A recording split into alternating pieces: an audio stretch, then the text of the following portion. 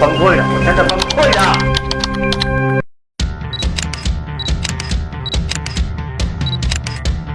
众所周知，我是最宠粉的那个。